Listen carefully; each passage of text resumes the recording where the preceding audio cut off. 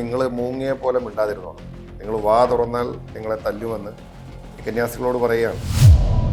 ബജ്രംഗ് ദളിന്റെ നിർബന്ധത്തിന് സമ്മർദ്ദത്തിന് വഴങ്ങിയാണ് police FIR ഇടുന്നതും മനുഷ്യക്കടത്ത് ഉൾപ്പെടെയുള്ള കുറ്റങ്ങൾ ഇവരുടെ മേൽ ആരോപിക്കപ്പെടുന്നതും അങ്ങനെ ഇവർ ജയിലിലാവും. നമ്മുടെ ആവശ്യം ഇവർക്ക് ജാമ്യം ലഭിക്കുക എന്നുള്ളത് മാത്രമല്ല, നമ്മളെ സംബന്ധിച്ചിടത്തോളം ഈ കേസ് തന്നെ റദ്ദ് ചെയ്യണം. BJP ഇവിടെ കേക്ക് കൊണ്ട് കൊടുത്താലും അല്ലെങ്കിൽ വൈന് കൊണ്ട് കൊടുത്താലും എത്ര അരമനകളിൽ കയറി ഇറങ്ങിയാലും ഒരു കാര്യത്തോടടുത്തപ്പം BJPയുടെ യഥാർത്ഥ നിലപാട് എന്താണെന്നുള്ളത് ആ ഉള്ളിലെ ഫ്രോഡ് തള്ളി പുറത്തു വന്നു. കേരളത്തിൽ BJPയുടെ ഔട്ട്റീച്ച് തുടങ്ങിയപ്പോൾ തന്നെ ഞങ്ങൾ പറഞ്ഞു, ഇത് ആട്ടിൻതോലണിഞ്ഞ ചെന്നായ്ക്കളാണ്. ഇപ്പോഴും അവർ മനുഷ്യക്കടത്തും നിർബന്ധിത മതപരിവർത്തനവും ആരോപിക്കപ്പെട്ട കുറ്റവാളികളായി നിയമത്തിന് മുമ്പിൽ നിൽക്കുകയാണ്.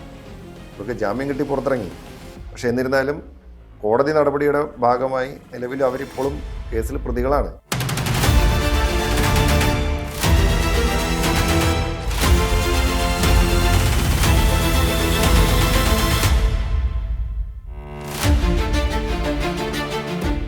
ഹായ് റോജി. ഹലോ.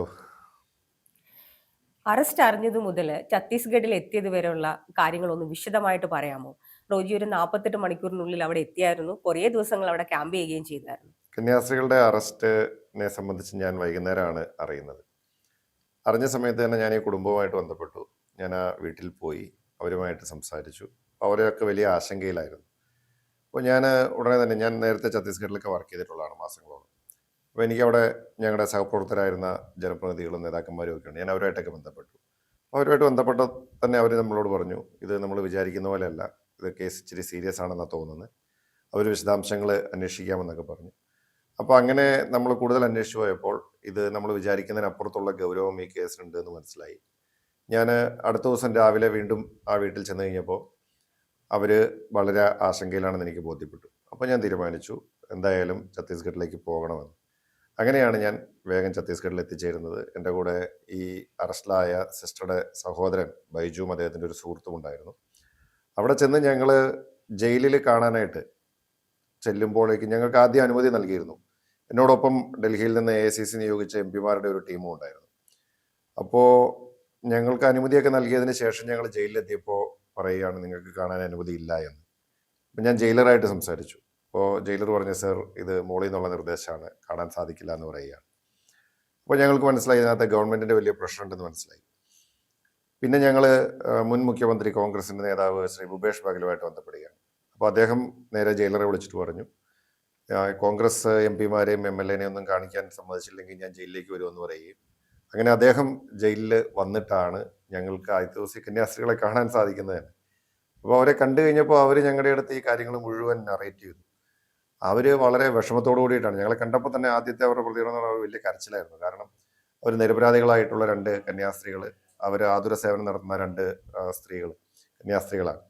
അപ്പോൾ അവർ അന്യായമായിട്ട് തടങ്കലിൽ പാർപ്പിക്കപ്പെട്ടിരിക്കുകയാണ്. മനസ്സിൽ പോലും വിചാരിക്കാത്ത കാര്യങ്ങൾ ആരോപിക്കപ്പെട്ട് അവർ ജയിലിൽ കഴിയേണ്ട ഒരു അവസ്ഥ വളരെ ദയനീയമാണ്. അപ്പോൾ അവർ ഞങ്ങളോട് പറഞ്ഞ ചില കാര്യങ്ങളുണ്ട്. ഒന്ന്, റെയിൽവേ സ്റ്റേഷനിലും പോലീസ് സ്റ്റേഷനിലും ഒക്കെ അവർക്ക് വലിയ പീഡനമാണ് നേരിടേണ്ടി വന്നത്.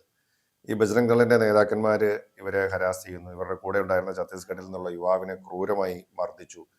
ഇവരോട് പറഞ്ഞു, നിങ്ങൾ മൂങ്ങിയെ പോലെ മിണ്ടാതിരുന്നോണം, നിങ്ങൾ വാ തുറന്നാൽ നിങ്ങളെ തല്ലുമെന്ന് ഈ കന്യാസ്ത്രീകളോട് പറയുകയാണ്. അതിൽ ആ കന്യാസ്ത്രീകൾ ഞങ്ങളോട് പറഞ്ഞത്, പലതവണ ഞങ്ങളെ തല്ലി എന്ന് തന്നെ, എന്ന് വെച്ചാൽ ഇപ്പം തല്ല് കിട്ടുമെന്ന് തന്നെ അവർ വിചാരിച്ച പല ഘട്ടങ്ങളും ഉണ്ട്. പക്ഷേ എന്തോ ദൈവാനുഗ്രഹം കൊണ്ട് അവർ പ്രാർത്ഥിച്ചുകൊണ്ടിരുന്നു എന്നാണ് പറഞ്ഞത്. അപ്പോൾ അവർക്ക് തല്ല് കിട്ടിയില്ല. പക്ഷേ കൂടെ ഉണ്ടായിരുന്ന യുവാവിനെ മർദ്ദിച്ചു. ഈ പെൺകുട്ടികളെ വളരെ അധികമായിട്ട് ഹരാസ് ചെയ്തു, അവരെ ചോദ്യം ചെയ്തു, അവരുടെ ബാഗ് പരിശോധിക്കുന്നു, അവരുടെ ശരീരം പരിശോധിക്കുന്നു. ഒരു കുട്ടിയുടെ ബാഗിൽ നിന്ന് 2000 രൂപ കിട്ടി. അപ്പോൾ 2000 രൂപ കിട്ടി കഴിഞ്ഞപ്പോൾ ആ കുട്ടിയോട് ഇവർ നിർബന്ധിച്ച് ചോദിക്കുകയാണ്, ഇത് ഈ കന്യാസ്ത്രീകൾ നിങ്ങൾക്ക് തന്നതല്ലേ, പറ എന്നും പറഞ്ഞിട്ട് അവരെ കൊണ്ട് പറയിപ്പിക്കുകയാണ്. അപ്പോൾ അവർ നിവൃത്തിയില്ലാതെ, അവരാകെ ഇവരൊക്കെ ട്രൈബൽ മേഖലയിൽ നിന്ന് വരുന്ന കുട്ടികളാണ്, അവർക്ക് വലിയ ലോകപരിചയം എന്നുള്ള ആളുകളല്ല. അപ്പോൾ ഇവരുടെ ഈ ഭീഷണിപ്പെടുത്തൽ വന്നപ്പോൾ അവർ കരയാണ്. അപ്പോൾ ഇവർ ഈ കരയുന്ന ദൃശ്യങ്ങളൊക്കെ എടുത്ത് പുറത്ത് പ്രചരിപ്പിച്ചിരിക്കുന്നത് ഈ കന്യാസ്ത്രീകൾ ഇവരുടെ സമ്മതം കൂടാതെ ഇവരെ തട്ടിക്കൊണ്ടു പോകാൻ വന്നിരിക്കുന്നു. അപ്പോൾ അതിൽ ഈ പെൺകുട്ടികൾ നിന്ന് കരയുന്നു എന്നുള്ള നിലയിലൊക്കെയാണ് സമൂഹ മാധ്യമങ്ങളിലൊക്കെ ഇത് പ്രചരിപ്പിച്ചിരിക്കുന്നത്. പിന്നെ മാത്രവുമല്ല, ഈ കന്യാസ്ത്രീകൾ ഞങ്ങളോട് പറഞ്ഞൊരു കാര്യം, അവർക്ക് ഏറ്റവും വിഷമം തോന്നിയത്, ഇവർ അവരോട് ചോദിക്കുന്നത്, നിങ്ങൾ വിദേശികളല്ലേ, നിങ്ങൾ എന്തിനാണ് ഇവിടെ വരുന്നത്, നിങ്ങൾ ഇവരെ മതം മാറ്റാൻ വരുന്നതല്ലേ എന്ന നിലയിലൊക്കെ ചോദിക്കുമ്പോൾ ഉണ്ടാകാവുന്ന ഒരു സ്വാഭാവികമായ ഒരു മാനസിക ബുദ്ധിമുട്ടുണ്ട്. ഇന്ത്യക്കാരാണെന്ന് അറിഞ്ഞു വെച്ചിട്ട് വിദേശികളാണെന്ന് ചോദിക്കുകയാണ്. ഇന്ത്യക്കാരാണ് എന്ന് അറിഞ്ഞിട്ട് അവർ ചോദിക്കുകയാണ്, നിങ്ങൾ വിദേശികളല്ലേ, നിങ്ങൾ എന്തിനാണ് ഇവിടെ വരുന്നത് എന്ന് ചോദിക്കുകയാണ്. ഇതിലൊരു കന്യാസ്ത്രീ ഏതാണ്ട് 4-5 വർഷക്കാലം ഛത്തീസ്ഗഡിലെ നാരായൺപൂർ എന്ന് പറയുന്ന വളരെ റിമോട്ട് ഏരിയയിൽ അവിടെ സേവനം ചെയ്തിട്ടുള്ളതാണ്. ഒരു കേസ് പോലും അവരുടെ പേരിലോ ഒരു ആരോപണം പോലും അവരുടെ ഒന്നും പേരിലില്ല. മാത്രമല്ല ഇവർക്കൊന്നും അങ്ങനെ എന്താ പറയുക, നമുക്ക് ചിന്തിക്കാൻ പോലും സാധിക്കില്ല അങ്ങനെയൊക്കെ പ്രവർത്തിക്കുമെന്ന്. അപ്പോൾ യാതൊരു തെറ്റും ചെയ്യാത്ത ആളുകളെ ബജ്രംഗ് ദളിന്റെ നിർബന്ധത്തിന് സമ്മർദ്ദത്തിന് വഴങ്ങിയാണ് പോലീസ് FIR ഇടുന്നതും മനുഷ്യക്കടത്ത് ഉൾപ്പെടെയുള്ള കുറ്റങ്ങൾ ഇവരുടെ മേൽ ആരോപിക്കപ്പെടുന്നതും അങ്ങനെ ഇവർ ജയിലിലാവുന്നതും. അപ്പോൾ ഇവർക്ക് ജാമ്യം കിട്ടരുത് എന്ന ലക്ഷ്യത്തോട് കൂടിയിട്ട്, ഉടനെ അങ്ങ് പുറത്തിറങ്ങാൻ പാടില്ല എന്ന ലക്ഷ്യത്തോട് കൂടിയിട്ട് ഒരു കേസ് കെട്ടിച്ചമച്ച് അവരെ ഫ്രെയിം ചെയ്ത് അകത്ത് കിടക്കുന്ന അവസ്ഥയാണെന്ന് ഞങ്ങൾക്ക് ബോധ്യപ്പെട്ടു. അപ്പോൾ ഞാൻ ആദ്യം പോകുന്നത് കാര്യങ്ങൾ അന്വേഷിച്ച് തിരിച്ചു വരാം എന്ന ഒരു ലക്ഷ്യത്തിലാണ്, അല്ലെങ്കിൽ അങ്ങനെ ഒരു ചിന്തയിലാണ് പോയത്. പക്ഷെ അവിടെ ചെന്ന സ്ഥിതിഗതികൾ മനസ്സിലാക്കിയപ്പോൾ എനിക്ക് തോന്നി നമുക്ക് അങ്ങനെ പോകാൻ പറ്റില്ല, പോയാൽ ഇവരുടെ അവസ്ഥ മോശമാവും. ഞങ്ങൾ പിന്നെ മറ്റൊരു കാര്യം കൂടി സിസ്റ്റർമാർ ഞങ്ങളോട് പറഞ്ഞു. അവിടെ ജയിലിൽ കിടക്കുന്ന നിരവധി ആളുകളുണ്ട് ഇതുപോലെ തന്നെ. അവിടെ ലോക്കലായിട്ടുള്ള ആളുകൾ, ഒരു കുറ്റവും ചെയ്യാത്ത, മതപരിവർത്തന നിയമം ഉപയോഗപ്പെടുത്തിക്കൊണ്ട് ജയിലിലാക്കിയിട്ടുള്ള ആളുകൾ, അവരൊക്കെ മാസങ്ങളോളമായിട്ട് അവിടെ കിടക്കുന്നവരുണ്ട്. അതുപോലെ തന്നെ അവർ തന്നെ പറയണം, അവർ പരസ്പരം സംസാരിച്ചപ്പോൾ അവർക്ക് മനസ്സിലായ കാര്യങ്ങൾ, പല ജയിലുകളിലും ഇതുപോലെ ആളുകൾ കിടക്കുന്നുണ്ട്. അപ്പോൾ എനിക്ക് തോന്നി നമ്മൾ പോന്നു കഴിഞ്ഞാൽ ചിലപ്പോൾ അവരും ഇതുപോലെ ദീർഘനാൾ ജയിലിൽ കിടക്കേണ്ട ഒരു അവസ്ഥ ഉണ്ടാകും തോന്നി. അങ്ങനെയാണ് ഇതിനൊരു തീരുമാനം ഉണ്ടാവണം എന്ന് വിചാരിച്ച് അവിടെ നിൽക്കുന്നതും. പിന്നെ ഏറ്റവും ഒടുവിൽ ജാമ്യം കിട്ടിയതിന് ശേഷമാണ് നമ്മൾ അവിടെ നിന്ന് തിരിച്ചു പോരുന്നത്. അപ്പോൾ ഒരു 9 ദിവസക്കാലം ഇവർക്ക് വലിയൊരു പീഡനം അനുഭവിക്കേണ്ടി വന്നു എന്നുള്ളത് ഒരിക്കലും നമുക്ക് അംഗീകരിക്കാൻ സാധിക്കാത്ത ഒരു കാര്യമാണ്. ഇത് സർക്കാർ ബോധപൂർവം കെട്ടിച്ചമച്ച ഒരു കേസാണ്. പോലീസും പ്രോസിക്യൂഷനും BJPയുടെ മുഖ്യമന്ത്രി മുതൽ മുഴുവൻ ആളുകളും എല്ലാവരും അവർ ബജ്രംഗ് ദളിന്റെ പക്ഷത്ത് നിൽക്കുന്ന കാഴ്ചയാണ് നമുക്ക് കാണാൻ സാധിച്ചത്. ഈ കന്യാസ്ത്രീകളുടെ കൂടെ നിൽക്കാനായിട്ട് നമ്മൾ മാത്രമേ ഉണ്ടായിരുന്നുള്ളൂ. നമ്മൾ ഈ ജനപ്രതിനിധികളോടുള്ള അതേ മനോഭാവം തന്നെയായിരുന്നു കന്യാസ്ത്രീകളുടെ കുടുംബത്തോടും അവിടുത്തെ പോലീസിനുണ്ടായിരുന്നത്. അല്ല, അവരുടെ കുടുംബമൊക്കെ പിന്നീടാണല്ലോ അവിടെ എത്തിച്ചേരുന്നത്. ഞങ്ങൾ ചെല്ലുന്ന കൂട്ടത്തിലാണ് കുടുംബം എത്തിച്ചേരുന്നത്. കന്യാസ്ത്രീകളെ സംബന്ധിച്ച് അവർക്ക് അവരുടെ കൂടെയുള്ള അവരുടെ സഭയിൽപ്പെട്ട ആളുകളൊക്കെയാണ് അവിടെ ഉണ്ടായിരുന്നുള്ളൂ. മറ്റു കുടുംബക്കാരൊന്നും അവിടെ ഉണ്ടായിരുന്നില്ല. എന്തായാലും ഈ 2 കന്യാസ്ത്രീകളെ കുടുംബക്കാർ അവിടെ എത്തിച്ചേർന്നു. പിന്നെ അവർ ഞങ്ങളുടെ കൂടെയാണ്, ഞങ്ങൾ അവരെ കൊണ്ടാണ് ഞങ്ങൾ ജയിലിലൊക്കെ പോയത്. ഞങ്ങൾ എല്ലാ ദിവസവും അവരെ ജയിലിൽ പോയി ഞാൻ കാണുമായിരുന്നു. കാരണം നമ്മൾ ചെല്ലുമ്പോൾ അവർക്കൊരു ആശ്വാസമാണ്. 53 പേരാണ് ഒരു സെല്ലിനകത്ത് കഴിയുന്നത്. 53 പേര് പല കേസുകളിൽപ്പെട്ട ആളുകളുണ്ട്. അതിനകത്ത് കൊലപാതക കേസുണ്ട്, മയക്കുമരുന്ന് കേസുണ്ട്, അതുപോലെ തന്നെ മറ്റ് മോഷണ കേസുണ്ട്, അങ്ങനെ നിരവധി കേസുകളുണ്ട്. അതിനോടൊപ്പം തന്നെ ഒന്നും ചെയ്യാത്ത നിരപരാധികളായിട്ടുള്ള ആളുകളും കള്ളക്കേസുകളിൽ കുരുങ്ങി കിടക്കുന്ന ആളുകളും ഒക്കെ അതിനകത്തുണ്ട്. അപ്പൊ അവരുടെ ഇടയിലാണ് ഈ 2 കന്യാസ്ത്രീകൾ കിടക്കുന്നത്. അപ്പൊ അവർക്കുള്ള ബുദ്ധിമുട്ടെന്ന് വെച്ചാൽ അവരുടെ കന്യാസ്ത്രീകൾ എന്ന് പറഞ്ഞാൽ നമുക്കറിയാം, അവരാണ് ഇന്ന് കുരിശുണ്ട്, അവരുടെ മറ്റ് മത ചിഹ്നങ്ങളുണ്ട്, അതെല്ലാം ഊരി വെച്ചിട്ടാണ് അവർ ജയിലിൽ കഴിയുന്നത്. അതിനേക്കാളൊക്കെ നമുക്ക് തോന്നിയ ഒരു കാര്യം, അവിടെ ചെന്ന് കഴിഞ്ഞപ്പോൾ എനിക്ക് പരിചയമുള്ള ഒരു കന്യാസ്ത്രീനെ ഞാൻ അവിടെ വെച്ച് കാണുകയാണ്. അവിടെ മഠത്തിൽ ചെന്ന് അവരുടെ ഹൗസിൽ ചെന്ന് കഴിഞ്ഞപ്പോൾ എനിക്ക് പെട്ടെന്ന് കണ്ടപ്പോൾ എനിക്ക് സംശയം, എനിക്ക് മനസ്സിലായി, ആളെ തിരിച്ചറിയാൻ പറ്റിയില്ല. കാരണം എന്ന് വെച്ച് കഴിഞ്ഞാൽ അവരുടെ കന്യാസ്ത്രീകളുടെ വേഷത്തിലല്ല. കാരണം ആ വേഷം ഇട്ടുകൊണ്ട് അവർക്ക് പുറത്തിറങ്ങാൻ കഴിയില്ല. അവരൊരു സാധാരണ ചുരിദാറിട്ട് അവരവിടെ നിൽക്കുകയാണ്. അവർക്ക് തന്നെ നമ്മളെ കാണുമ്പോൾ വലിയ വിഷമമാണ്. കാരണം അവരങ്ങനെ ഒരു സാധാരണ കാഷ്വൽ ഡ്രസ്സാണ് ഇനി അവർ പുറത്ത് ജനങ്ങളുടെ മുമ്പിൽ, ആളുകളുടെ പബ്ലിക്കിന് മുമ്പിൽ പ്രത്യക്ഷപ്പെടുന്നവരല്ല. പക്ഷേ ആ കന്യാസ്ത്രീകൾക്ക് അവരുടെ വേഷം ഇട്ടുകൊണ്ട് പുറത്തിറങ്ങാനായിട്ടുള്ള ഒരു ധൈര്യമില്ല. അവരങ്ങനെ ഇറങ്ങിക്കഴിഞ്ഞാൽ അവർ ആക്രമിക്കപ്പെടും, അല്ലെങ്കിൽ അവർക്ക് എന്തെങ്കിലും സംഭവിക്കും എന്നുള്ള ഒരു ഭയപ്പാടിലാണ് അവർ. മാത്രമല്ല ഞാൻ ചോദിച്ചപ്പോൾ അവരോട് സിസ്റ്റർ പറഞ്ഞു, അവിടെ എല്ലാ വാട്സപ്പ് ഗ്രൂപ്പുകളിലും ഈ നോർത്ത് ഇന്ത്യയിൽ ഈ കന്യാസ്ത്രീകളുടെയും അതുപോലെ തന്നെ അച്ഛന്മാരുടെയും ഇവരുടെ മിഷണറികളുടെയൊക്കെ വാട്സപ്പ് ഗ്രൂപ്പുകളിലൊക്കെ പോയിരിക്കുന്ന മെസ്സേജ് എന്ന് പറയുന്നത്, ട്രെയിനിൽ യാത്ര ചെയ്യുകയോ അല്ലെങ്കിൽ പുറത്തിറങ്ങുകയോ ചെയ്യുമ്പോൾ അവരുടെ ഈ മതപരമായിട്ടുള്ള ചിഹ്നങ്ങളൊന്നും അണിയരുത്, വേഷങ്ങൾ ധരിക്കരുത്, അവർ സിവിൽ ഡ്രസ്സിൽ യാത്ര ചെയ്യണമെന്ന്. അതൊക്കെ എത്ര നമ്മുടെ ഒരു ജനാധിപത്യ രാജ്യത്ത് എന്തു വലിയൊരു അവകാശ നിഷേധമാണ്. അപ്പൊ അത്രയും ഭീകരമായിട്ടുള്ള ഒരു സാഹചര്യത്തിലൂടെയാണ് നമുക്കവിടെ കടന്നു പോകേണ്ടതായിട്ട് വന്നത്. ഈ കുടുംബാംഗങ്ങളുടെ ഒരു മാനസികാവസ്ഥയെ എങ്ങനെയാണ് ആ സമയത്ത് കൈകാര്യം ചെയ്തത്? അവരെ എങ്ങനെയാണ് ആശ്വസിപ്പിച്ചുകൊണ്ടിരുന്നത്? അല്ല, കുടുംബാംഗങ്ങൾ സ്വാഭാവികമായും വലിയ ആശങ്കയിലായിരുന്നു. കാരണം പ്രായമായ ഇവരുടെ പിതാവ്, അതുപോലെ തന്നെ ഒരു സർജറിയൊക്കെ കഴിഞ്ഞു നിൽക്കുന്ന അമ്മ, സഹോദരങ്ങള്, അവരുടെ മക്കള് എല്ലാവരും വലിയ ആശങ്കയിലാണ്. കാരണം ഒരു മനുഷ്യക്കടത്ത് എന്നൊക്കെ പറഞ്ഞാൽ നമ്മുടെ നാട്ടിൽ നമുക്കറിയാമല്ലോ, അത് ആ വകുപ്പ് ഉപയോഗിക്കുന്നത് ഏത് തരത്തിലുള്ള ക്രിമിനലുകൾക്കാണ്. അപ്പൊ അങ്ങനെ ഒരു വകുപ്പ് ചുമത്തി ഇവര് ജയിലിൽ കിടക്കുന്നു. അപ്പോൾ മജിസ്ട്രേറ്റ് കോടതിയിൽ നിന്ന് ജാമ്യം കിട്ടുന്നില്ല, അതിനുശേഷം സെഷൻസ് കോടതിയിൽ നിന്ന് ജാമ്യം കിട്ടുന്നില്ല. അപ്പൊ അങ്ങനെയൊക്കെ ആയപ്പോൾ ഇവരുടെ ആശങ്ക വല്ലാണ്ട് വർദ്ധിച്ചു. ഒരു വലിയ മാനസിക പ്രതിസന്ധിയിലായിരുന്നു. അപ്പൊ ഞാൻ എല്ലാ ദിവസവും എന്ന് പറഞ്ഞ പോലെ ഇവരുടെ കുടുംബാംഗങ്ങളായിട്ട് സംസാരിക്കും. കുറച്ചുപേര് ഞങ്ങളുടെ കൂടെ ഉണ്ട്. അപ്പോൾ അവരോട് നമ്മൾ കാര്യങ്ങളൊക്കെ സംസാരിക്കുന്നുണ്ട്. അപ്പോൾ അവർ കൂടെയുള്ള ആളുകൾക്കൊക്കെ മനസ്സിലാവുന്ന നമ്മൾ നടത്തുന്ന ഇടപെടലുകളൊക്കെ അവർക്ക് മനസ്സിലാകുന്നുണ്ട്. അപ്പോൾ ഞാൻ നാട്ടിൽ അവരുടെ കുടുംബാംഗങ്ങളോട് നമ്മൾ നിരന്തരം എന്നവണ്ണം നമ്മൾ സംസാരിക്കുന്നത് ഞങ്ങൾ പറയും കുഴപ്പമൊന്നുമില്ല, പേടിക്കേണ്ട, ഞങ്ങൾ കൂടെയുണ്ട്, നമ്മൾ ഏത് വിധേനയും നമ്മൾ പുറത്തിറക്കും എന്നുള്ളൊരു ആശ്വാസം നമുക്ക് കൊടുക്കുക എന്നുള്ളതാണെന്നുള്ള നമുക്ക് ചെയ്യാൻ കഴിയുക. അപ്പോൾ അത് നമ്മൾ നിരന്തരമായിട്ട് ചെയ്തുകൊണ്ടിരുന്നു. ഈ കന്യാസ്ത്രീമാരുടെ ആയാലും അവരുടെ കുടുംബാംഗങ്ങളുടെ ആയാലും ഒരു മെന്റൽ വെൽബീയിങ് മൊത്തത്തിൽ ആ സമയത്ത് എങ്ങനെയായിരുന്നു? അല്ല, അവർ വലിയ ആശങ്കയിൽ തന്നെയായിരുന്നു. ഞാൻ പറഞ്ഞല്ലോ, അല്ല, അവര് എങ്ങനെയാണ് സ്വാഭാവികമായും ഇമ്പാക്ട് ചെയ്തത് എന്നുള്ളത്. അതെ, അവര് പലരും നമ്മളെ വിളിക്കുമ്പോൾ അവര് കരയും. ചില സമയത്ത് അവർ എന്താ ഇതൊന്നും നടക്കാത്തെന്നുള്ള രീതിയിൽ. കാരണം ഇതിന്റെ നിയമപരമായിട്ടുള്ള നടപടികളെ കുറിച്ചൊന്നും അവർക്ക് എല്ലാവർക്കും അറിയണമെന്നില്ലല്ലോ. അപ്പോൾ അവർക്ക് അതിൻ്റെതായിട്ടുള്ള വലിയ വിഷമം ഉണ്ടായിരുന്നു, മാനസിക സംഘർഷം ഉണ്ടായിരുന്നു. പിന്നെ ഒരു കാര്യം എന്ന് വെച്ച് കഴിഞ്ഞാൽ, കേരളത്തിൽ അവർക്ക് വലിയ തോതിലുള്ള പിന്തുണ കിട്ടി. കേരളത്തിൽ നിന്നുള്ള മത നേതാക്കന്മാർ, രാഷ്ട്രീയ നേതാക്കന്മാർ, ജനപ്രതിനിധികൾ, പ്രതിപക്ഷ നേതാവ്, അതുപോലെ തന്നെ MLA-മാർ, MP-മാർ, അങ്ങനെ നിരവധി, അതുപോലെ തന്നെ സഭാ മേലധ്യക്ഷന്മാർ, അങ്ങനെ നിരവധി ആളുകൾ ഇവരുടെ കുടുംബങ്ങളിലേക്ക് കടന്നു വന്നു അവരെ ആശ്വസിപ്പിക്കാനായിട്ട്. പിന്നെ മാധ്യമങ്ങളിൽ നിന്നൊക്കെ ലഭിച്ചൊരു പിന്തുണയുണ്ട്.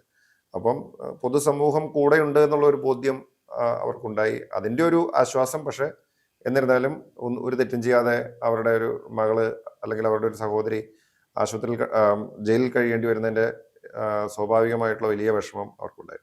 ഈ ആദിവാസി പെൺകുട്ടികളെ എപ്പോഴെങ്കിലും കാണാൻ സാധിച്ചോ? ഇല്ല, ഞങ്ങൾ അവരുമായിട്ട് നേരിട്ട് കണ്ടു. ഞങ്ങൾ ഇവരുടെ കന്യാസ്ത്രീ മഠവുമായി ബന്ധപ്പെട്ടുകൊണ്ട് അവിടുത്തെ സുപ്പീരിയേഴ്സും ഒക്കെ ആയിട്ട് ഞങ്ങൾ നിരന്തരം കാണുകയും സംസാരിക്കുകയും ഒക്കെ ചെയ്തിരുന്നു. അപ്പോൾ അവർ ആണ് ഈ പെൺകുട്ടികളുമായിട്ടൊക്കെ സംസാരിക്കുകയൊക്കെ ചെയ്തിരുന്നത്. അപ്പോൾ അവരുടെ ഭാഗത്തുനിന്ന് അവർ വളരെ സ്ട്രോങ് ആയിട്ട് നിൽക്കുകയാണ്. ആ പെൺകുട്ടികൾ അവരുടെ സമ്മതത്തോടു കൂടി, അവരുടെ കുടുംബാംഗങ്ങളുടെ സമ്മതത്തോടു കൂടിയിട്ടാണ് ഇവർ ജോലിക്ക് വേണ്ടിയിട്ട് ഈ കന്യാസ്ത്രീകളുടെ കൂടെ പോകാൻ സന്നദ്ധമായി വന്നത് എന്ന കാര്യം അവർ ആവർത്തിച്ച് പറയുകയും അത് എവിടെ വേണേലും ഞങ്ങൾ പറയാൻ തയ്യാറാണ് എന്നൊക്കെ ഒരേ കന്യാസ്ത്രീകളുമായിട്ട് സംസാരിക്കുന്നുണ്ടായിരുന്നു. അപ്പം നമ്മളാരും അതുകൊണ്ട് മറ്റ് പുറമേ നിന്നുള്ള അധികം ആളുകൾ അവരെ കണ്ടു കൂടുതൽ അവരും വലിയ മാനസിക വിഷമത്തിലായിരുന്നു. അവരുടെ കുടുംബാംഗങ്ങൾക്ക് വലിയ ഭീഷണി ഉണ്ടായിരുന്നു. ബജറംഗ് ദളിന്റെ ഭാഗത്തുനിന്നും BJP-യുടെ ഭാഗത്തുനിന്നുമൊക്കെ അവരുടെ കുടുംബങ്ങൾക്ക് വലിയ തോതിലുള്ള ഭീഷണിയായിരുന്നു. അപ്പോൾ അതുകൊണ്ട് ഞങ്ങൾ അവരെ കൂടുതൽ സമ്മർദ്ദത്തിലാക്കാത്ത രീതിയിൽ ആണ് നമ്മളത് കൈകാര്യം ചെയ്തത്. CPM-ന്റെ പ്രതിനിധികളുണ്ടായിരുന്നു, BJP-യുടേതുണ്ടായിരുന്നു, കോൺഗ്രസിൻ്റെതുണ്ടായിരുന്നു. അപ്പം ഇത്രയും അധികം ജനപ്രതിനിധികളെല്ലാമായിട്ട് അവിടെ ഒരു കയോട്ടിക് എന്തായിരുന്നു അവിടുത്തെ ഒരു അന്തരീക്ഷം? ഇത്രയും അധികം കേരളത്തിൽ നിന്ന് തന്നെ രാഷ്ട്രീയക്കാരൊക്കെ എത്തിയപ്പം എങ്ങനെയായിരുന്നു ഒരു അന്തരീക്ഷം അവിടെ മൊത്തത്തിൽ എങ്ങനെയായിരുന്നു എന്നുള്ളതൊന്ന് ആ അനുഭവം ഒന്ന് പറയാമോ? ആദ്യം ജനപ്രതിനിധികൾ എന്ന നിലയിൽ, MP-മാരോ MLA-മാരോ എന്ന നിലയിൽ അവിടെ ഈ കന്യാസ്ത്രീകളെ കാണാൻ ചെല്ലുന്നത് ഞങ്ങളാണ്, കോൺഗ്രസിന്റെ പ്രതിനിധികളാണ്. ഞങ്ങൾ ആദ്യം അവിടെ ചെല്ലുമ്പോഴാണ് ഇവിടെ അവരനുമതി നിഷേധിക്കുന്നതും പിന്നീട് ഞങ്ങൾ സമരം ചെയ്യുമെന്നൊക്കെ പറഞ്ഞതിൻ്റെ അടിസ്ഥാനത്തിൽ ഏറ്റവും ഒടുവിൽ ഞങ്ങൾക്ക് അനുമതി നൽകുന്നതുമൊക്കെ. അതിനുശേഷമാണ് CPM-ന്റെ MP-മാർ, നേതാക്കന്മാരൊക്കെ അവിടെ എത്തിയത്. BJP-യുടെ ചില നേതാക്കന്മാർ അവിടെ എത്തി. അപ്പോൾ ഇങ്ങനെ കോൺഗ്രസിൻ്റെ 4 MP-മാരും ഞാനും ആണ് ആദ്യം ചെല്ലുക. പിന്നെ ഇവരുടെ കുടുംബാംഗങ്ങളൊക്കെയാണ്. അപ്പോൾ കുറച്ച് കഴിഞ്ഞപ്പോൾ അവിടെ ഗവൺമെൻറ്റിന് മനസ്സിലായി ഇതിന് വലിയ തോതിലുള്ള മാധ്യമ ശ്രദ്ധയുണ്ട്, അല്ലെങ്കിൽ രാഷ്ട്രീയ നേതൃത്വത്തിൻ്റെയൊക്കെ ശ്രദ്ധയുണ്ട്, കൂടുതൽ ആളുകൾ വന്നുകൊണ്ടിരിക്കുന്നു എന്നൊരു കാര്യം അവർക്ക് ബോധ്യപ്പെടുകയാണ് ഉണ്ടായത്. അപ്പം പിന്നെ മാധ്യമങ്ങൾ, കേരളത്തിൽ നിന്നുള്ള മീഡിയ, അതുപോലെ തന്നെ ഛത്തീസ്ഗഡ് മീഡിയ എല്ലാം അവിടെ ഉണ്ടായിരുന്നു. പിന്നെ നമ്മളവിടെ ചെല്ലുമ്പോൾ അവിടെ നിരവധി ആളുകളാണ്. ജയിലിന് മുമ്പിൽ ചെല്ലുമ്പോൾ കുറേ ആളുകൾ BJP-യുടെ അനുകൂലിക്കുന്ന ആളുകളുണ്ട്, കുറേ ആളുകൾ അവരെ എതിർക്കുന്ന ആളുകളുണ്ട്, പിന്നെ വിവിധ സഭകളുമായി ബന്ധപ്പെട്ടിട്ടുള്ള ആളുകളൊക്കെ ഉണ്ട്. അങ്ങനെ അതിനു മുമ്പിൽ ഒരു വലിയൊരു കോലാഹലമാണ് ജയിലിന് മുമ്പിൽ എപ്പോഴും. പിന്നെ പോലീസ്, അതുകൊണ്ട് തന്നെ പോലീസിന്റെ സാന്നിധ്യം ഉണ്ടായിരുന്നു അവിടെ. പിന്നെ എന്തായാലും ഒടുവിൽ കൂടുതൽ നേതാക്കന്മാർ എത്തിച്ചേർന്നതോട് കൂടിയിട്ട് ആളുകൾക്ക് ഛത്തീസ്ഗഡ് ഗവൺമെന്റിനും കാര്യം ഏതാണ്ട് ബോധ്യമായി. കാരണം ഇവരുടെ കൂടെ ആളുണ്ട് എന്നുള്ള ഒരു ബോധ്യം അവർക്ക് ഉണ്ടായിട്ടുണ്ട്. ജാമ്യ ഉപാധികളെ കുറിച്ചിട്ട് എന്താണ് തോന്നുന്നത്? ജാമ്യ ഉപാധികൾ കണ്ടപ്പോൾ എനിക്ക് സത്യത്തിൽ അത്ഭുതം തോന്നി. കാരണം സാധാരണ വലിയ കൊടും കുറ്റവാളികൾക്കൊക്കെ, ക്രിമിനലുകൾക്കൊക്കെയാണ് അത്തരത്തിലുള്ള ജാമ്യ വ്യവസ്ഥകളൊക്കെ കൊടുക്കാറ്. ആ തരത്തിലാണ് ഈ നിരപരാധികളായിട്ടുള്ള കന്യാസ്ത്രീകൾക്ക് കൊടുത്തിരിക്കുന്ന ജാമ്യ വ്യവസ്ഥകൾ എന്ന് പറയുന്നത്. അവിടെ ഞങ്ങൾക്ക് തോന്നിയ ഒരു കാര്യം, ഞങ്ങൾക്ക് ജാമ്യം കിട്ടുക എന്നുള്ളത് സ്വാഭാവികമായും നമ്മുടെ ഏറ്റവും പരമപ്രധാനമായിട്ടുള്ള ലക്ഷ്യമായിരുന്നു. അത് നമുക്ക് ലഭിച്ചു. പക്ഷേ ഇത് NIA ഏറ്റെടുക്കേണ്ട കേസല്ല എന്നായിരുന്നു ആഭ്യന്തരമന്ത്രി ഉൾപ്പെടെയുള്ള ആളുകൾ ഡൽഹിയിൽ നിന്ന് പറഞ്ഞത്. പക്ഷേ ഈ വിധി വന്നു കഴിഞ്ഞപ്പം ഇതൊരു NIA കേസായി മാറി. മാത്രവുമല്ല ഇത്തരത്തിലുള്ള ജാമ്യ ഉപാധികളൊക്കെ വന്നിട്ടുണ്ട്. പിന്നെ മാത്രവുമല്ല ഇനി അത് ഈ കേസിന്റെ മുന്നോട്ടുള്ള ഇതിന്റെ ഒരു പോക്ക് എങ്ങനെയായിരിക്കും എന്നതിനെ സംബന്ധിച്ച് നമുക്ക് സംശയമുണ്ട്. കാരണം നമ്മുടെ ആവശ്യം ഇവർക്ക് ജാമ്യം ലഭിക്കുക എന്നുള്ളത് മാത്രമല്ല, നമ്മളെ സംബന്ധിച്ചിടത്തോളം ഈ കേസ് തന്നെ റദ്ദ് ചെയ്യണം. കാരണം ഞങ്ങൾക്കൊക്കെ അറിയാം, നമുക്ക് എല്ലാവർക്കും അറിയാം, ഞങ്ങൾക്കൊക്കെ കേസുകളുണ്ട്, പല കേസുകൾ. അതൊക്കെ പൊളിറ്റിക്കൽ കേസുകളാണ്, സമരത്തിൽ പങ്കെടുത്തതിൻ്റെ. നമ്മളൊക്കെ ജാമ്യത്തിൽ നടക്കുന്ന ആളുകളാണ്. പക്ഷേ എല്ലാ മാസവും ഞങ്ങൾ ഒരു തവണയെങ്കിലും കോടതി പോകേണ്ടി വരുന്നുണ്ട്. അല്ലെങ്കിൽ 2 മാസം കൂടുമ്പോൾ ഒരു ദിവസം നമ്മൾ കോടതി പോകാൻ വേണ്ടി മാറ്റി വയ്ക്കുകയാണ്.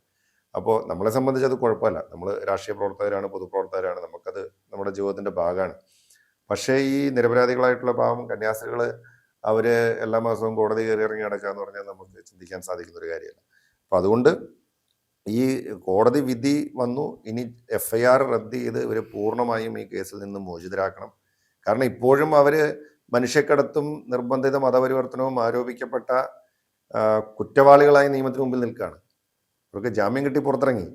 പക്ഷെ എന്നിരുന്നാലും കോടതി നടപടിയുടെ ഭാഗമായി നിലവിൽ അവരിപ്പോഴും കേസിൽ പ്രതികളാണ്. അപ്പോൾ അവർ പൂർണ്ണമായിട്ടും അതിൽ നിന്ന് മോചിതരാവണം. നമ്പർ 2, ഇതിൽ യഥാർത്ഥ കുറ്റവാളികളായിട്ടുള്ളത് ഈ ബജ്രംഗ് ദളുകാരാണ്. കാരണം പോലീസ് സ്റ്റേഷനിൽ കയറി അതിക്രമം നടത്തുന്നു. ഇതിന് നേതൃത്വം കൊടുത്ത ഒരു സ്ത്രീ, ജ്യോതി ശർമ്മ എന്ന് പറയുന്ന ലേഡി, അവര് പിടികിട്ടാപ്പുള്ളിയാണ്. ഛത്തീസ്ഗഡ് പോലീസിന്റെ കണക്കിൽ നിരവധി കേസുകളിൽ അറസ്റ്റ് വാറന്റുള്ള അബ്സ്കോണ്ടിങ് ആയിട്ടുള്ള ഒരു പ്രതിയാണ്. അപ്പോൾ അവരാണ് പോലീസ് സ്റ്റേഷനിൽ പോലീസ് നോക്കി നിൽക്കെ ഈ അതിക്രമം കാണിക്കുന്നതും ഈ യുവാവിനെ ക്രൂരമായി മർദ്ദിക്കാൻ നേതൃത്വം കൊടുക്കുന്നതും എല്ലാം ഇവരാണ്. അവരിപ്പോഴും ഭീഷണി, കുടുംബത്തെ ഭീഷണിപ്പെടുത്തിക്കൊണ്ടിരിക്കുന്നു. അവർ കോടതിയിൽ വന്ന് വലിയ സമ്മർദ്ദം ഉണ്ടാക്കും, കോടതിക്ക് മുമ്പിൽ വന്ന് വലിയ പ്രകടനം നടത്തുന്നു. അപ്പോൾ അവര് ഇതിനകത്ത് ശരിക്കും പ്രതികളാണ്. അപ്പോൾ അവർക്കെതിരെ നിയമ നടപടി ഉണ്ടാവണം. എന്തൊക്കെയായാലും ഇത്രയും ദിവസം ഒരു സംഘർഷഭരിതം എന്നൊക്കെ പറയാവുന്ന കുറേ ദിവസങ്ങൾക്ക് ശേഷം ജാമ്യം കിട്ടി കന്യാസ്ത്രീമാർ പുറത്തിറങ്ങിയപ്പോൾ ഒരു മാനസികാവസ്ഥ എങ്ങനെയായിരുന്നു? ഞാൻ എല്ലാ ദിവസവും ഈ കന്യാസ്ത്രീകളെ കാണാൻ പോയിരുന്നു. ഇപ്പോൾ സെഷൻസ് കോടതിയിൽ ജാമ്യാപേക്ഷ വരുന്ന സമയത്ത് അന്ന് BJPയുടെ പല നേതാക്കളും അവിടെ ഉണ്ട്. അപ്പോൾ അവര് വളരെ ആധികാരികമായി അവർ ഉറപ്പിച്ച് പറയുകയാണ്, സെഷൻസ് കോടതിയിൽ നിന്ന് ജാമ്യം കിട്ടും, നിങ്ങൾ കന്യാസ്ത്രീകൾ പുറത്തിറങ്ങാനുള്ള എല്ലാ സംവിധാനവും ചെയ്തോളൂ, കുടുംബക്കാരെ അറിയിച്ചോളൂ, ഒരു സംശയവുമില്ല, പ്രോസിക്യൂഷൻ അനുകൂലിക്കും, ജാമ്യം കിട്ടുമെന്നൊക്കെ പറഞ്ഞ് ഇന്ന് ജാമ്യം കിട്ടുമെന്നുള്ള നിലയിൽ ഒരു പ്രതീതിയാണ് അവിടെ ഉണ്ടായത്. അപ്പോൾ ഞങ്ങളെല്ലാം അതിനുവേണ്ടി കാത്തു നിൽക്കുകയാണ്. നമ്മളും കോടതി വക്കീലിനെയൊക്കെ ഏർപ്പാടാക്കിയിട്ട് നമ്മൾ അതിന് വേണ്ടി കാത്തു നിൽക്കുകയാണ്. പക്ഷേ നേരെ വിപരീതമായിട്ട് കോടതിയിൽ വന്നപ്പോൾ പ്രോസിക്യൂഷൻ ജാമ്യത്തെ എതിർക്കുകയാണ്, NIAക്ക് വിടണമെന്ന് ആവശ്യപ്പെടുകയാണ്.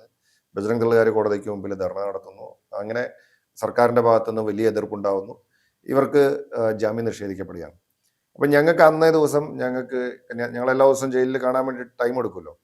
അപ്പോൾ ഈ സെഷൻസ് കോടതിയിൽ വിധി വരുന്ന അന്നേ ദിവസം ഞങ്ങൾക്ക് ഈ കന്യാസ്ത്രീകളെ കാണാൻ ഞങ്ങൾക്ക് കിട്ടിയിരിക്കുന്ന സമയം ഏതാണ്ട് 12:30 മണിയാണ്. അപ്പം ഞാൻ 12:30 മണിക്ക് ഞാൻ ഇവരെ കാണാൻ വേണ്ടി കയറുമ്പോൾ അതിന് തൊട്ടു മുമ്പാണ് എനിക്ക് വിവരം കിട്ടുന്നത് ഈ സെഷൻസ് കോടതി ജാമ്യം നിഷേധിച്ചു.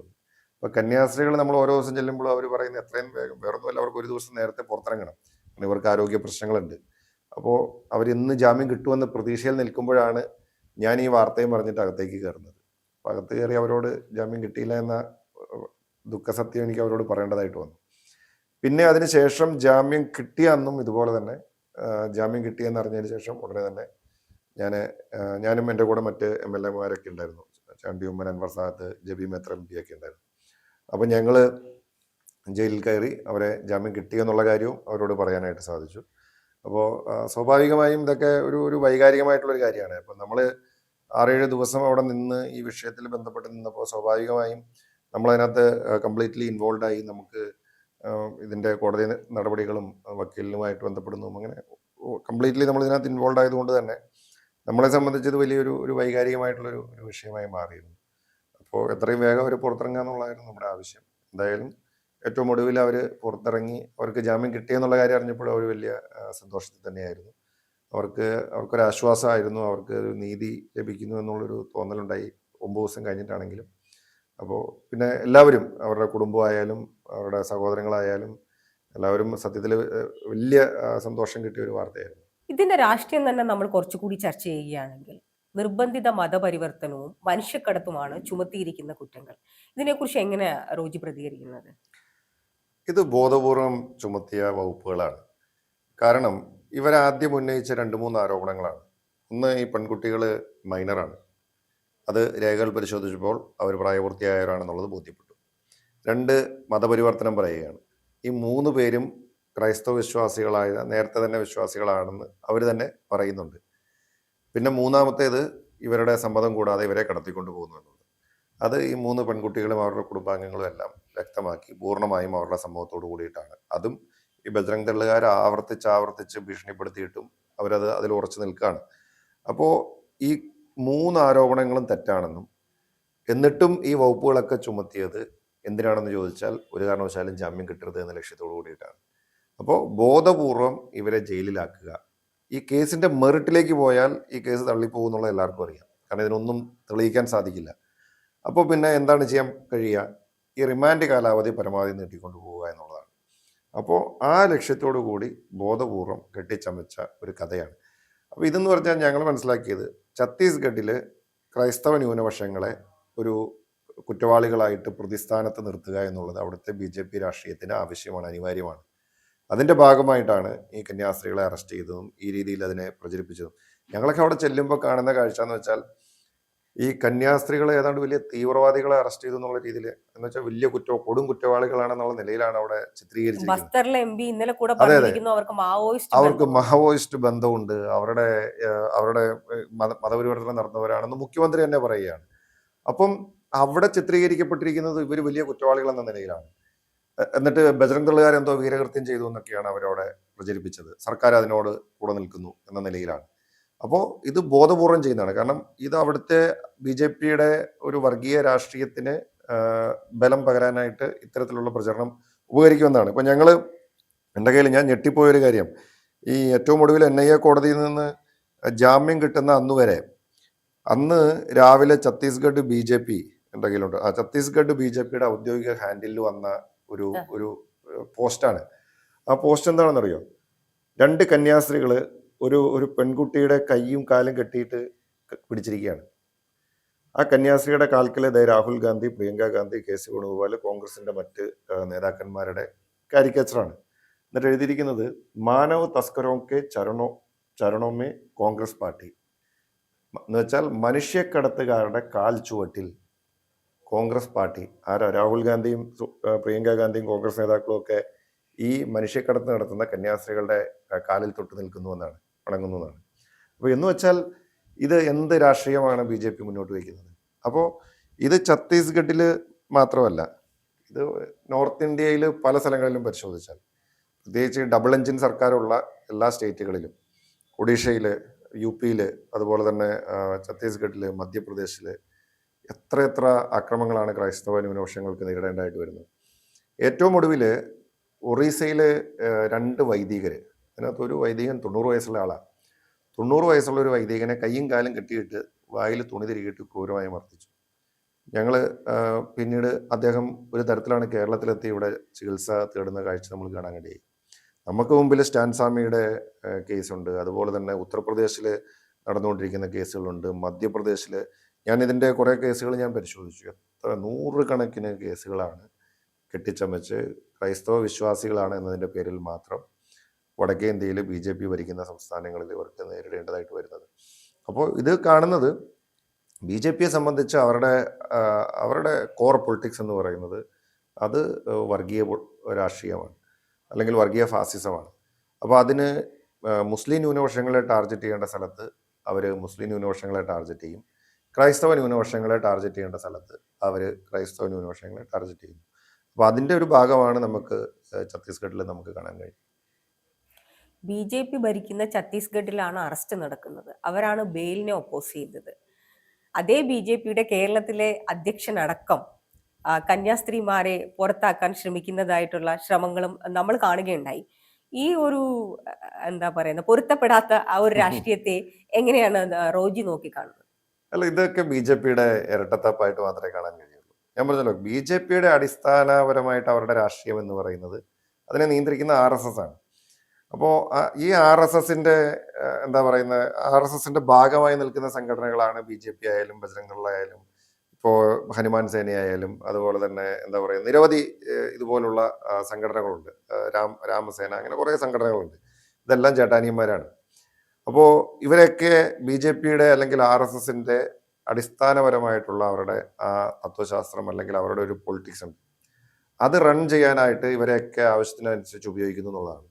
അപ്പോൾ താങ്കൾ പറഞ്ഞതുപോലെ അറസ്റ്റ് ചെയ്ത് BJP, ബജ്രംഗ് ദളുകാരാണ് ഇവരെ മർദ്ദിച്ചത്, ഇവരെ എതിർത്ത പ്രോസിക്യൂഷൻ എന്ന് പറയുന്നത് സർക്കാർ BJPയുടേത്, പോലീസ് BJPയുടേത്, ഇതെല്ലാം BJPയുടേത്. 9 ദിവസം ഇവരെ ജയിലിലിട്ടതിന്റെ ഉത്തരവാദിത്വം BJPക്ക്.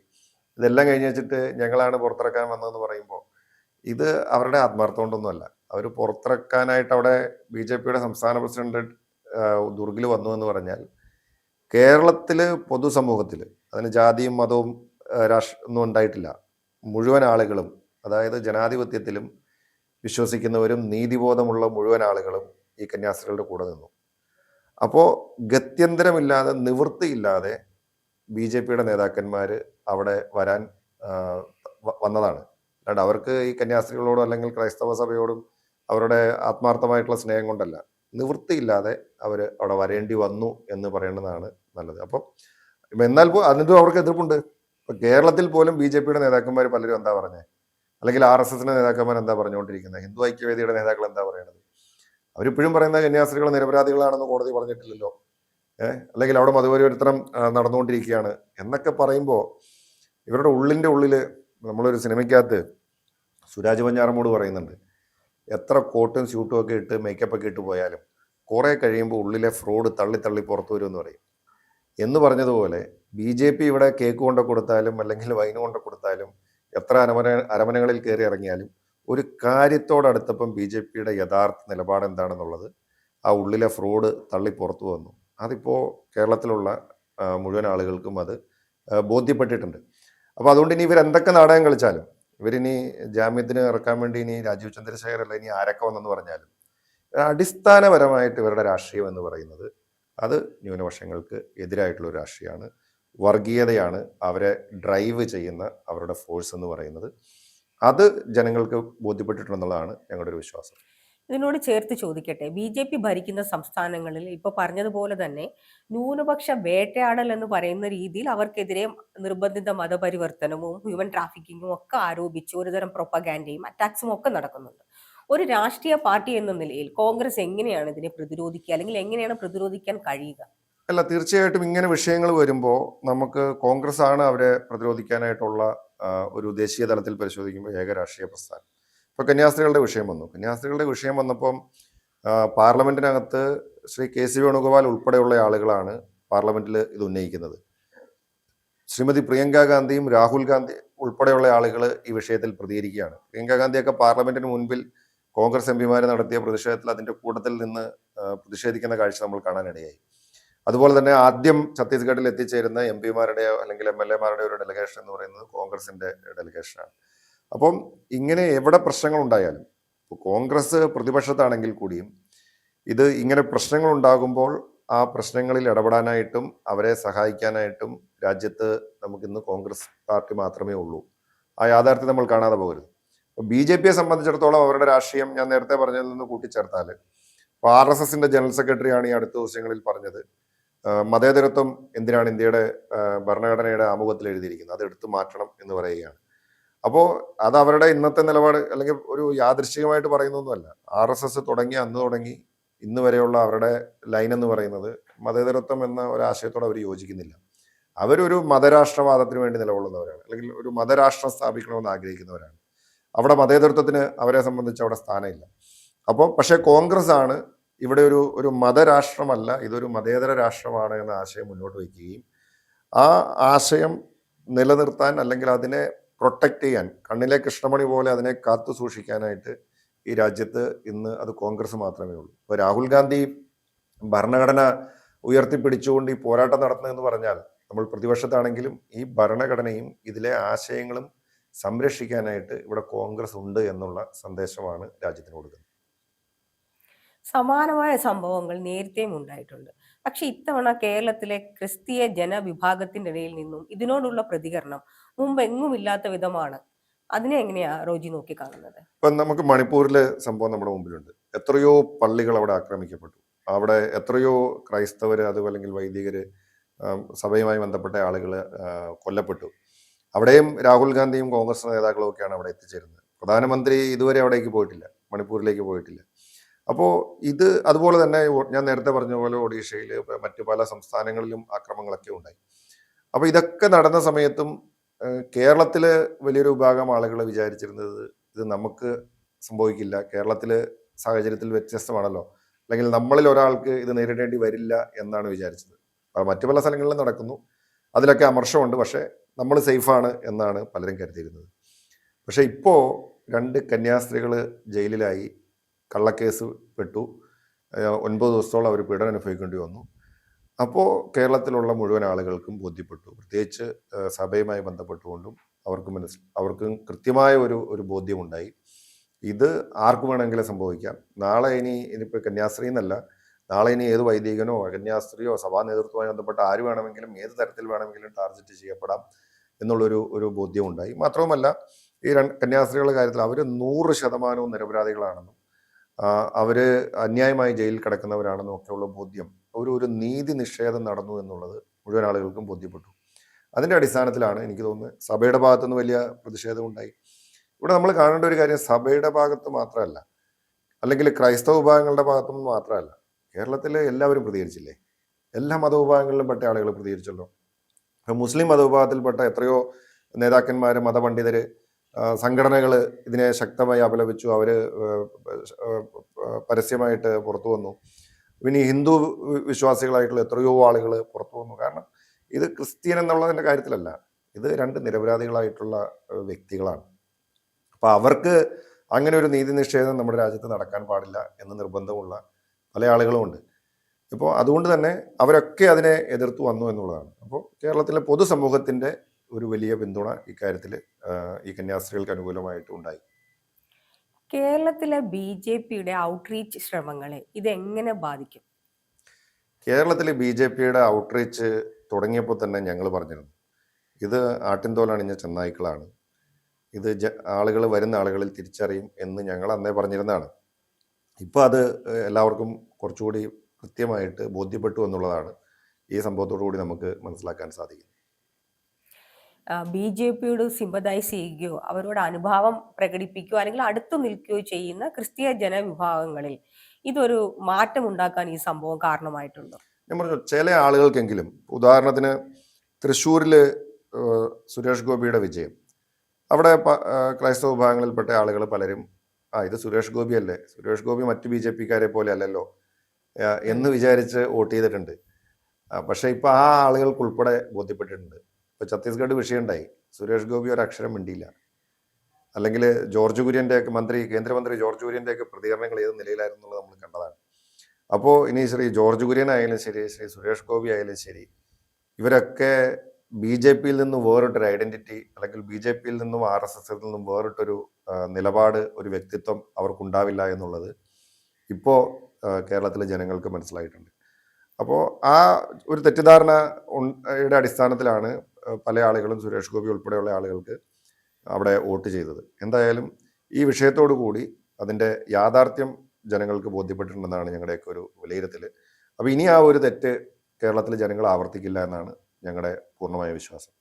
ജോർജ് കുര്യന്റെ പ്രതികരണവും സുരേഷ് ഗോപിയുടെ നിശബ്ദതയും പറയുമ്പോൾ രാഷ്ട്രീയത്തിലാണെങ്കിൽ പോലും അപൂർവമായ ഒരു ക്രെഡിറ്റ് എടുക്കൽ നാടകം കൂടെ നമ്മൾ കന്യാസ്ത്രീമാർക്ക് ജാമ്യം കിട്ടിയ ശേഷം കണ്ടിരുന്നു. അതിൽ BJP ജനറൽ സെക്രട്ടറി അനൂപ് ആന്റണിയുടെ പേരില് അനൂപടി എന്നൊരു പ്രയോഗം കൂടി ഉണ്ടായി, നേരത്തെ ഉണ്ടായ കുമ്മനടി പോലെ. ഈ ഒരു ക്രെഡിറ്റ് എടുക്കൽ നാടകത്തെ കുറിച്ചൊക്കെ എങ്ങനെയാണ് പ്രതികരിക്കുന്നത്? ഇല്ല, ഇത് ഞാനതിനെ സത്യത്തിൽ ഞങ്ങൾ അവിടെ നിൽക്കുമ്പോഴാണ് ഈ ജാമ്യം കിട്ടിയ വാർത്ത അറിയുന്നത്. അപ്പോൾ സ്വാഭാവികമായും ഈ പ്രീതി സിസ്റ്ററുടെ സഹോദരൻ ഓടി വന്ന് എന്നെ കെട്ടിപ്പിടിച്ച് അദ്ദേഹം കരയാണ്. കാരണം അദ്ദേഹം അത് വൈകാരികമായിട്ടുള്ള നിമിഷം. അപ്പോൾ എന്നെ സംബന്ധിച്ച് ഞാൻ വലിയൊരു വൈകാരികമായിട്ടാണ് ഈ വിഷയത്തെ സമീപിച്ചത്. അപ്പോൾ അതുകൊണ്ട് ആ ഒരു നിലയിലാണ് നമ്മൾ ആ സിറ്റുവേഷനിലുള്ളത്. അപ്പോൾ നമ്മൾക്കൊരു വിഷയത്തിൽ പ്രതികരിക്കുന്ന നമ്മുടേതായിട്ടുള്ള രീതികളുണ്ട്. കാരണം നമ്മളത് ഒരു വിഷയത്തോട് ആത്മാർത്ഥമായിട്ട് ഇടപെടുന്നു, അല്ലെങ്കിൽ നമ്മൾ വൈകാരികമായിട്ട് അതിൽ ഇൻവോൾവ് ആവുന്നു, നമ്മളതിനോട് പ്രതികരിക്കുന്ന ഒരു രീതി നമുക്കുണ്ടാകും.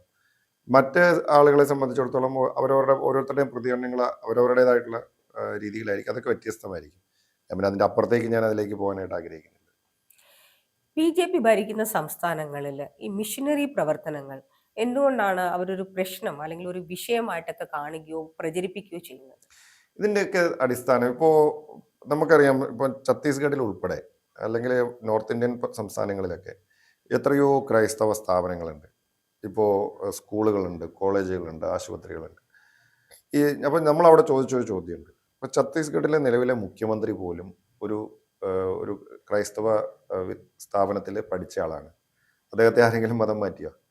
അല്ലെങ്കിൽ കേരളത്തിൽ എത്രയോ ക്രൈസ്തവ സ്ഥാപനങ്ങളുണ്ട്. അവിടെ പഠിക്കുന്ന ഹിന്ദുക്കളായിട്ടുള്ള ആളുകളുണ്ട്, ക്രിസ്ത്യാനികളുണ്ട്, മുസ്ലിങ്ങളുണ്ട്, എല്ലാ മതവിഭാഗങ്ങളിലും പെട്ട ആളുകളുണ്ട്. അവിടെ ആരെങ്കിലും മതം മാറ്റാനായിട്ട് ആരെങ്കിലും വന്നിട്ടുണ്ടോ? അവിടെ നിന്ന് മാത്രമല്ല, ഏതെങ്കിലും ഒരു നോർത്ത് ഇന്ത്യയിലുള്ള ഈ കോളേജുകളിലും സ്കൂളുകളിലും പഠിച്ചിട്ടുള്ള അവിടെയൊക്കെ ഓരോ സ്കൂളും കോളേജൊക്കെ എടുത്തു കഴിഞ്ഞാൽ അവിടെ പഠിക്കുന്ന ക്രൈസ്തവരുടെ എണ്ണം ചിലപ്പോൾ ഒരു 10% ഉണ്ടാവുള്ളായിരിക്കും. അവിടെ പഠിക്കുന്ന ബാക്കിയുള്ളവരാണ് മറ്റു മതവിഭാഗത്തിൽപ്പെട്ടവരാണ് ബാക്കി 90%. ഇതിൽ ആരെയാണ് മതം മാറ്റുന്നത്? അപ്പോൾ ഇതൊന്നും തിരിച്ചറിയാതെ, ഞാൻ പറഞ്ഞല്ലോ, സംഘപരിവാർ രാഷ്ട്രീയത്തിന് വളരണമെങ്കിൽ നമുക്കൊരു ശത്രു ഉണ്ടാവണം.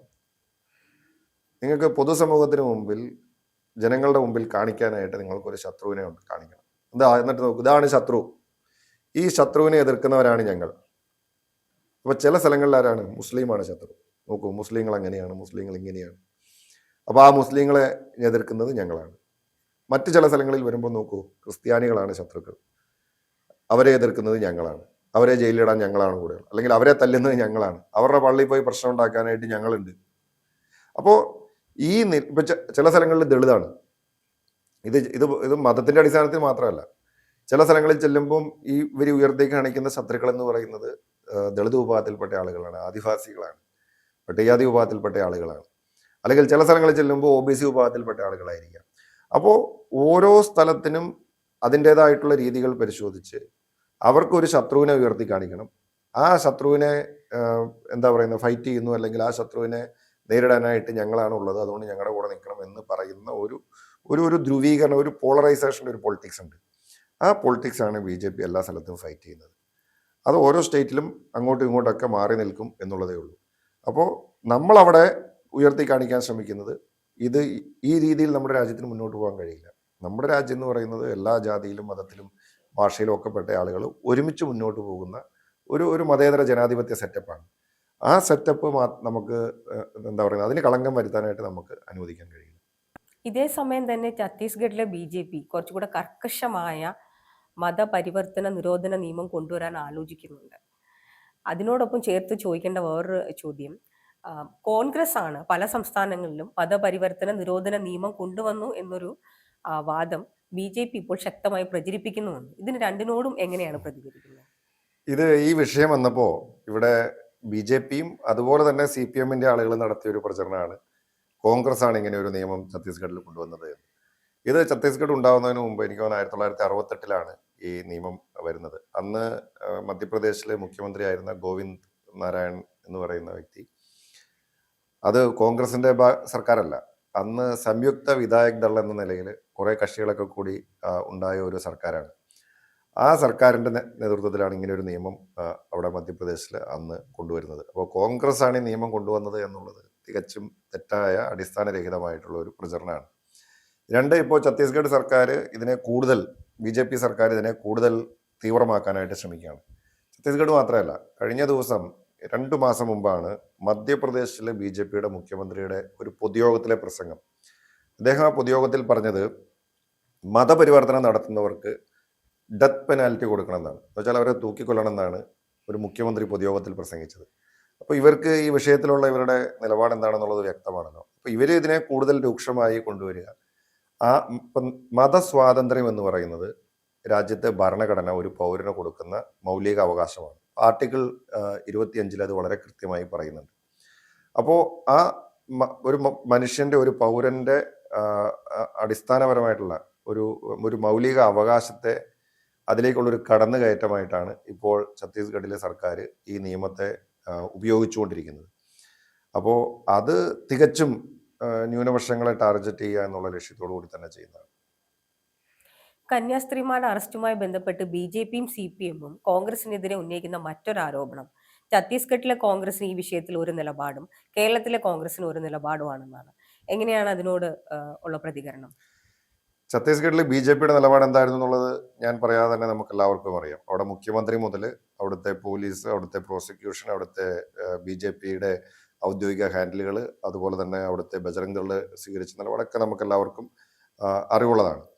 അത്രയും രൂക്ഷമായ ഒരു നിലപാട് അവിടെ എടുത്ത് നിൽക്കുമ്പോൾ, മാത്രമല്ല ഞാൻ തുടക്കത്തിൽ പറഞ്ഞു, ഛത്തീസ്ഗഡിൽ ഞങ്ങൾ ചെല്ലുമ്പോൾ കാണുന്ന കാഴ്ച, അവിടെ പൊതുസമൂഹത്തിൽ അല്ലെങ്കിൽ സമൂഹ മാധ്യമങ്ങളിലും മീഡിയയിലും ഒക്കെ ചിത്രീകരിച്ചിരിക്കുന്നത് ഈ കന്യാസ്ത്രീകൾ ഏതാണ്ട് കൊടും ക്രിമിനലുകൾ എന്നുള്ള നിലയിലാണ്. ഞങ്ങളൊക്കെ ചെല്ലുമ്പോൾ ഇവരെ സഹായിക്കാൻ വേണ്ടി വന്ന ഈ വലിയ ക്രിമിനലുകളെ സഹായിക്കാൻ വേണ്ടി വന്ന ആളുകളാണ് ഞങ്ങളെന്ന നിലയിലാണ് ഛത്തീസ്ഗഡിലെ മീഡിയ ഒക്കെ അവിടെ പ്രചരിപ്പിക്കുന്നത്. അങ്ങനെ ഒരു സാഹചര്യം നിൽക്കുമ്പോൾ പോലും ഞങ്ങൾക്ക് ആദ്യത്തെ ദിവസം ഞാൻ തുടക്കത്തിൽ പറഞ്ഞല്ലോ, ജയിലിൽ കാണാനായിട്ട് അനുമതി നിഷേധിക്കപ്പെട്ടപ്പോൾ അവിടേക്ക് കടന്നു വരുന്നത് ഛത്തീസ്ഗഡിലെ മുൻ മുഖ്യമന്ത്രി, കോൺഗ്രസിന്റെ ജനറൽ സെക്രട്ടറി കൂടിയായിട്ടുള്ള ഭൂപേഷ് ബാഗേലാണ്. അപ്പോൾ കോൺഗ്രസിന്റെ നിലപാട് എന്താണെന്ന് പിന്നെ അതിൽ കൂടുതൽ പറയേണ്ട കാര്യമില്ലല്ലോ. പിന്നീട് ഞങ്ങൾ ഓരോ ദിവസവും ഞങ്ങൾ അവിടെ ഈ വിഷയവുമായി ബന്ധപ്പെട്ടിട്ട് അവിടെ ദുർഗിൽ നിന്നുള്ള മുൻ MLA അരുൺ വോറ ഉൾപ്പെടെയുള്ള ആളുകൾ, അദ്ദേഹം ആരാ, കോൺഗ്രസിന്റെ സമാരാധ്യനായിട്ടുള്ള നേതാവ് ശ്രീ മോട്ടിലാൽ വോറയുടെ, സാക്ഷാൽ മോട്ടിലാൽ വോറയുടെ മുൻ മുഖ്യമന്ത്രി, അദ്ദേഹത്തിന്റെ മകനാണ് അരുൺ വോറ. അദ്ദേഹം MLA 3 ടൈം MLA ആയിരുന്ന ആളാണ്. അദ്ദേഹം ദുർഗ്, ഈ ജയിലിന് തൊട്ടടുത്താണ് അദ്ദേഹത്തിന്റെ വീട്. അപ്പൊ എല്ലാ ദിവസവും ഞങ്ങളുടെ കൂടെ വരുന്ന ഒരാളാണ് അദ്ദേഹം. അദ്ദേഹത്തോടൊപ്പം നിൽക്കുന്ന മറ്റ് നിരവധിയായിട്ടുള്ള നേതാക്കന്മാർ ദുർഗിൽ നിന്നുള്ള അവിടുന്ന് നേതാക്കൾ. ഞങ്ങൾ റായ്പൂരിൽ തുടക്കത്തിൽ നമ്മൾ വലിയ പ്രക്ഷോഭങ്ങളിലേക്കൊന്നും നമ്മൾ പോകാത്തതിന്റെ കാരണം, അതിനൊരു കാരണമുണ്ട്. ഇത് വലിയ പ്രകോപനത്തിലേക്ക് പോകരുത് എന്ന ഒരു ഉദ്ദേശം കൂടി ഞങ്ങൾക്കുണ്ടായി. കാരണം അവിടെ ഇതൊരു BJP CPM അല്ല, BJP കോൺഗ്രസ് ഒരു ഫൈറ്റാക്കി, ഒരു പൊളിറ്റിക്കൽ ഫൈറ്റാക്കി മാറ്റി ഇത് ഇവർക്ക് ജാമ്യം നീണ്ടുപോകുന്ന ഒരു സാഹചര്യം ഉണ്ടാവാൻ പാടില്ലല്ലോ. പക്ഷെ സെഷൻസ് കോടതിയിലും ജാമ്യം നിഷേധിക്കപ്പെട്ട ഒരു സാഹചര്യത്തിലാണ്. കാരണം അവിടെ ജാമ്യം കിട്ടുമെന്ന് വളരെ കൃത്യമായി ഒരു വലിയ ഉറപ്പൊക്കെ പറയുന്നുണ്ട്. പക്ഷെ ആ ഉറപ്പൊന്നും പാലിക്കപ്പെട്ടില്ല. അപ്പോൾ സെഷൻസ് കോടതിയിലും ജാമ്യം നിഷേധിക്കപ്പെട്ടതിന് ശേഷം ആണ് നമ്മൾ നേതാക്കന്മാരെല്ലാവരും, കോൺഗ്രസ് നേതാക്കന്മാർ അവരുടെ പ്രസ്താവനകളുണ്ട്, അവർ നമ്മുടെ കൂടെയുണ്ട്.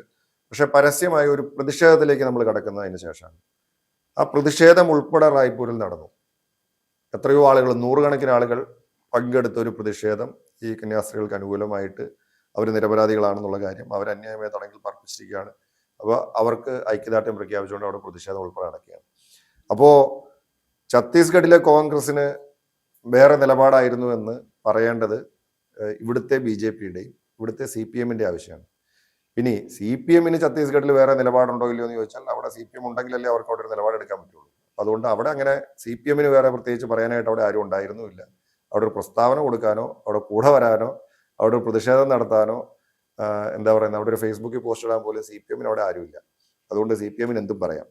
കോൺഗ്രസിനെ സംബന്ധിച്ച് ഇക്കാര്യത്തിൽ രാഹുൽ ഗാന്ധി മുതൽ ഛത്തീസ്ഗഡിലെ കോൺഗ്രസ് ആയാലും കേരളത്തിലെ കോൺഗ്രസ് ആയാലും മുഴുവൻ ആളുകളും ഈ കന്യാസ്ത്രീകളോടൊപ്പം നിൽക്കുന്ന നിലപാടാണ് സ്വീകരിച്ചിട്ടുള്ളത്. ജാമ്യം ലഭിച്ചതിന് ശേഷം ചില പുരോഹിതർ കേക്കുമായിട്ട് BJP ആസ്ഥാനമായ മാരാർ ഭവനിൽ പോയിരുന്നു.